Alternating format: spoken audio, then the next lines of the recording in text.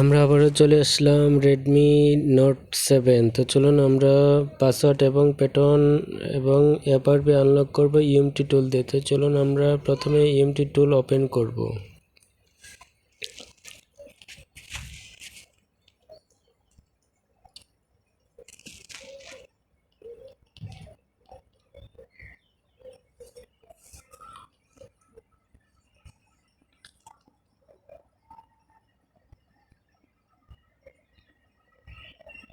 তো দেখতে পাচ্ছেন আমাদের ইএমটি টুল ওপেন হয়ে গেছে। আমরা এখন রিড এবং টুল সিলেক্ট করব।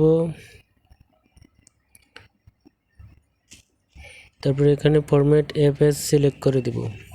তারপরে এক্সিকিউট এখানে ওকে করে দেব, এখানে ওকে করে দেব। তো দেখতে পাচ্ছেন ডিভাইস ফরওয়ার্ডিং। তো এখন আমরা ইডিএল পয়েন্ট ধরে ডাটা কেবল পিসির সাথে লাগিয়ে দেব।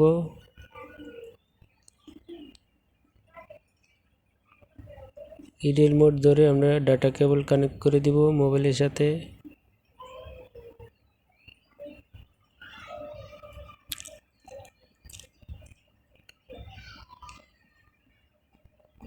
তো দেখতেই পাচ্ছেন আমাদের পিসির সাথে মোবাইল কানেক্ট হয়ে গেছে।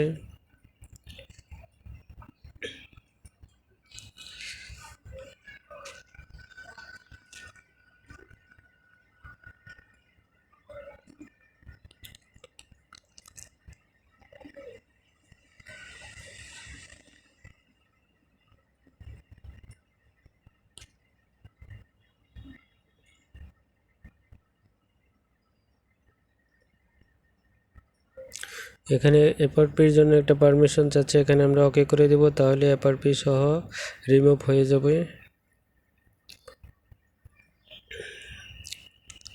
তো দেখতেই পাচ্ছেন আমাদের এফআরপি ওকে প্লাস ফরম্যাট ওকে। এখন আমরা মোবাইলটা চালু করে দেখব আমাদের আসলে এফআরপি পিন লক এবং প্যাটার্ন লক, পাসওয়ার্ড লক সব লক আনলকিং হয়ে গেছে কিনা। তো চলুন আমরা মোবাইলটা চালু করে দেখব। তো বন্ধুরা, আমার এই ভিডিও যদি ভালো লেগে থাকে তাহলে আমার চ্যানেলটা সাবস্ক্রাইব করে বেল আইকনটা অল করে রাখবেন, যেন পরবর্তী লেটেস্ট ভিডিও সবার আগে আপনি পেয়ে যান। তো আর যারা অলরেডি সাবস্ক্রাইব করে রাখছেন তাদেরকে অসংখ্য ধন্যবাদ। তো বন্ধুরা, স্কিপ না করে সম্পূর্ণ ভিডিওতে আমাদের সাথে থাকবেন।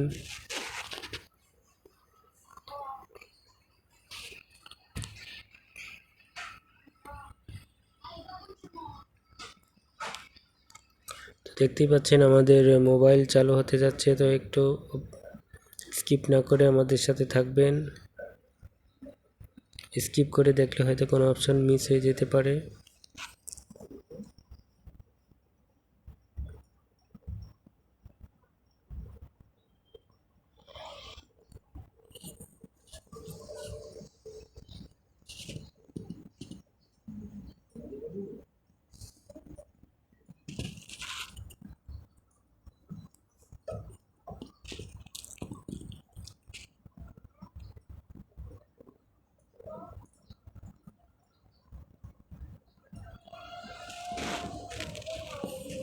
তো বন্ধুরা, ভিডিওটা ভালো লাগলে একটা লাইক দিবেন এবং যদি অভিযোগ এবং পরামর্শ দেওয়ার থাকে তাহলে কমেন্ট করে জানাতে বলবেন না।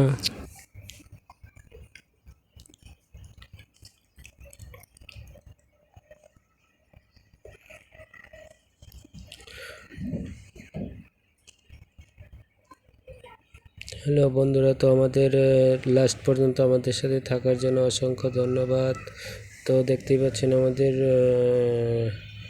পাসওয়ার্ড প্যাটার্ন সব লক আনলকিং হয়ে গেছে। তো এফআরপি সহ আনলক হয়ে গেছে। তো আবারও কথা হবে অন্য কোনো ভিডিওতে। সে পর্যন্ত ভালো থাকেন। আল্লাহ হাফেজ।